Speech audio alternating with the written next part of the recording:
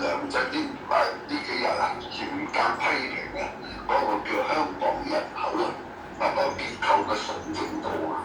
因為呢啲唔係香港人嘅常態，係嘛？咁亦都唔應該係英國殖民地政府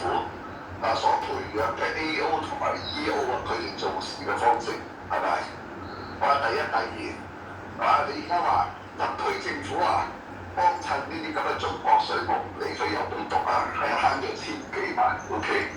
但呢個更加大嘅笑話，我覺得你而家咁慳家，